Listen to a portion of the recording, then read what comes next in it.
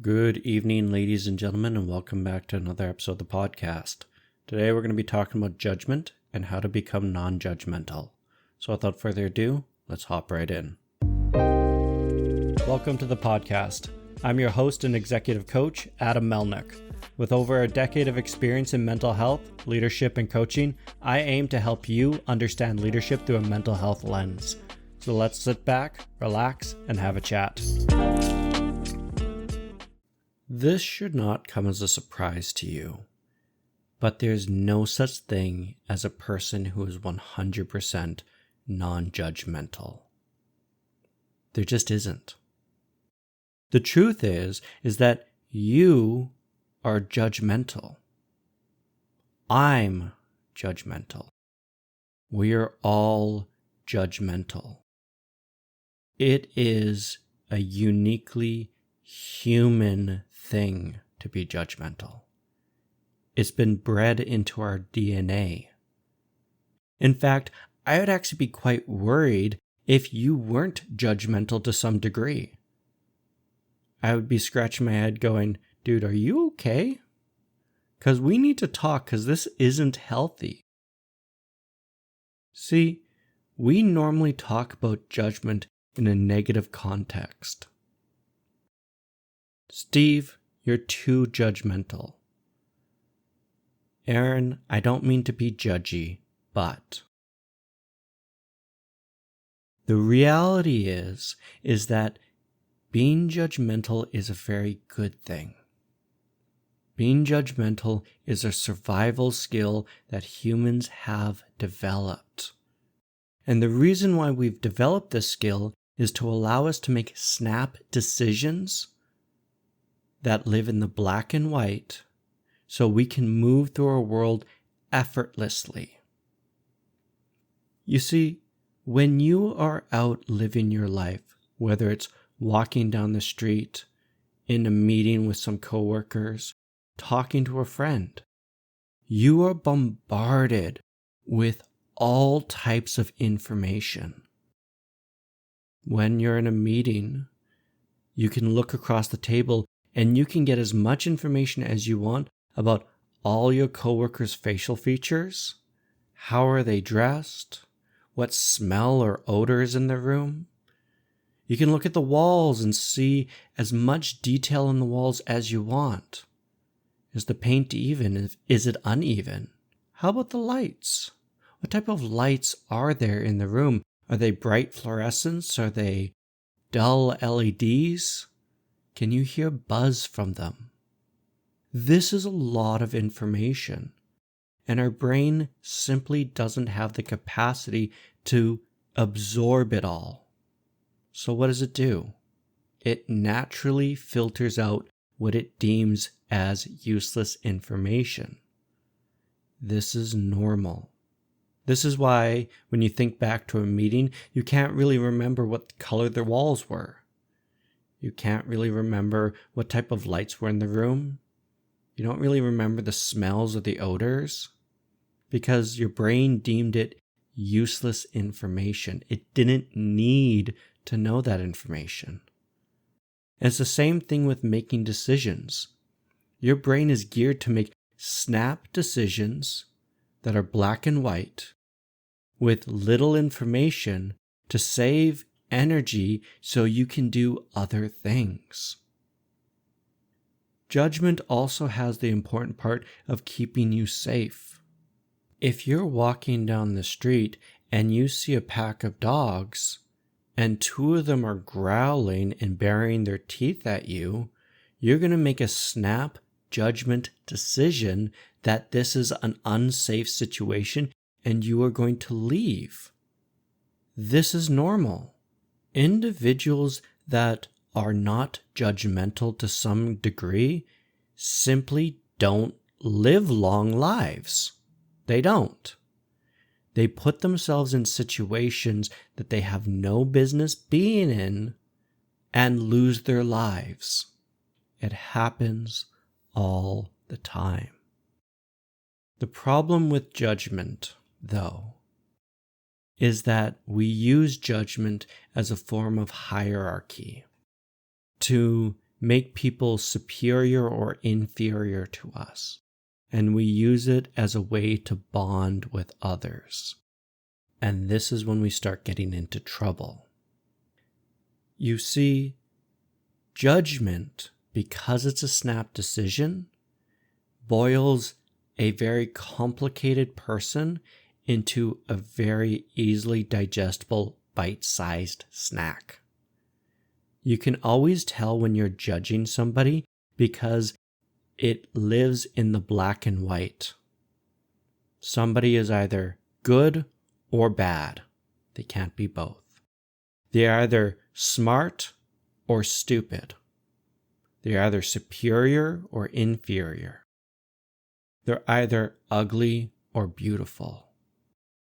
When you listen to people, you can hear this black and white thinking of being judgmental. An example of this is, don't go to the south side, that's the bad part of town. Black and white thinking. It doesn't leave any room for the gray. See, what we as leaders need to do is we need to understand the place of judgment, and we also need to understand how judgment can be bad.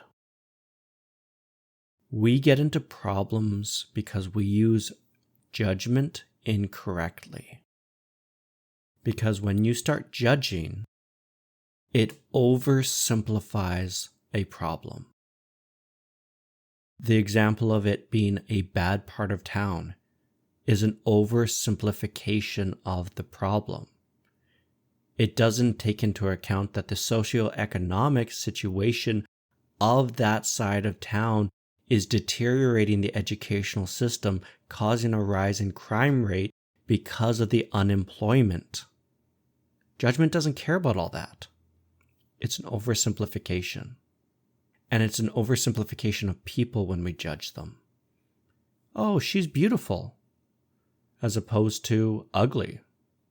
And it's taking somebody and all their traits, their characteristics, their personality, and boiling it down into a simplified, easily digestible bullet point. And that's not okay.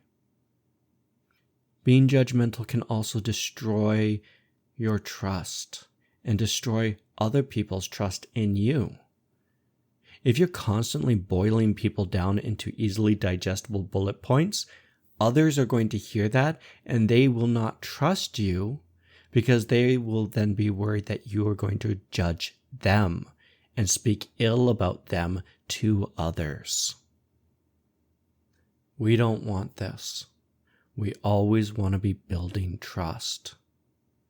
Long term, if we rely too much on our judgmental side, it will blind us to the truth of what's actually going on. That person standing on a table yelling and screaming, we sit there and we think, oh, he's an idiot. But the reality of the situation might be that person is desperate and lonely and needs a friend, and we should be talking to them. You miss connections because, again, you write people off as smart, dumb, good, bad. And you miss the opportunity and the chance to actually get to know somebody. I knew a woman when I was chit-chatting with her about men that she had dated in her life.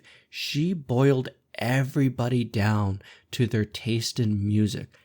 Everything about a human being, she boiled down to their taste in music and wrote off so many potential matches and lovers because of that fact. Because she wrote off so many people, she experienced unbelievable bouts of loneliness. Being that judgmental is not healthy mentally. It's very isolating. The sad part is most people don't understand how isolated they are because of how judgmental they are. The truth, though, is these individuals that are typically hyper judgmental, they have developed this coping mechanism to protect themselves. I see this a lot in relationships where a couple will break up and then they will start creating these quote unquote red flags. Red flags are judgments. They're oversimplifications, and they are created to keep an individual safe. They do not live in the land of gray. They live in the black and white. An example of this is one lady said, "I could never date a gamer because my last boyfriend was a gamer and he beat me. And so any boy that's a gamer is an immediate no." There was no wiggle room in this conversation. There was no, my boyfriend beating me and him being a gamer might not necessarily be linked. It might be that there are gamers out there that are very nice and would treat you with respect and love you. He happened to be the wrong person. And there was no room for that conversation because they were worried about protecting themselves and their self-interests, and they were not ready to have that conversation.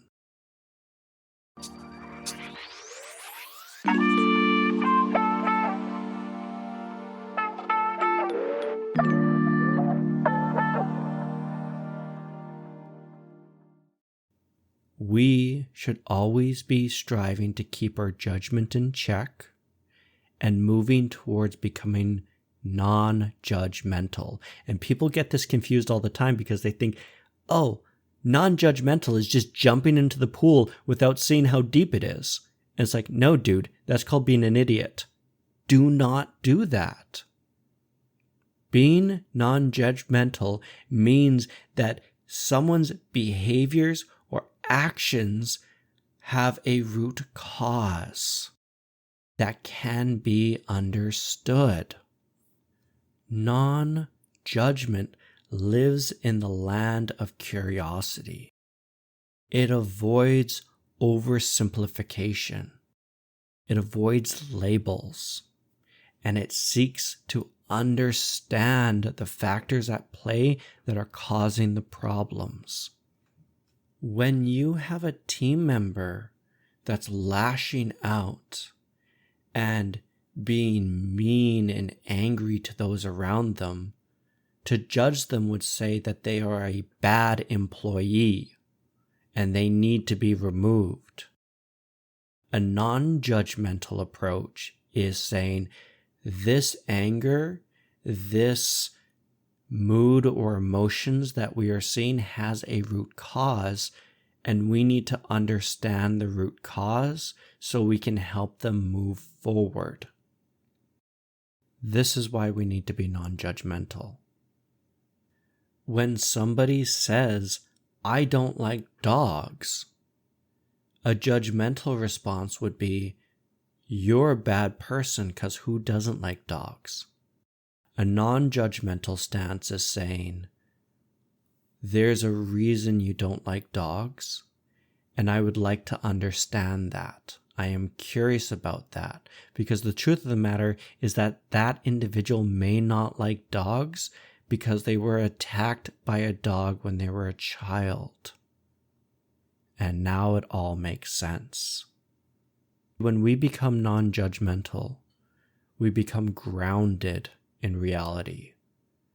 We start understanding the bigger picture. It allows us to connect with individuals because we're curious about them. We want to understand them. We want to see how they see the world. We're not throwing them under the bus. We're trying to help them. And because we are trying to help them, they become more connected with us. It gives us self-love. Well, why? Because judgment also works on us. When we look at our actions and behaviors, we call ourselves idiots. We call ourselves stupid. This is a judgment. When a non-judgmental approach could be, "I am not stupid. I just lacked the experience and education needed to navigate the situation. And through that process of recognizing that your actions had a root cause and understanding it, we develop our own self-love. We also create empathy for others.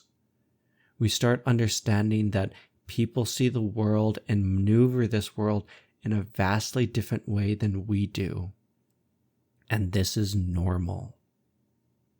And lastly, being non-judgmental allows us to become more accepting of other people's beliefs, cultures, thoughts, and opinions.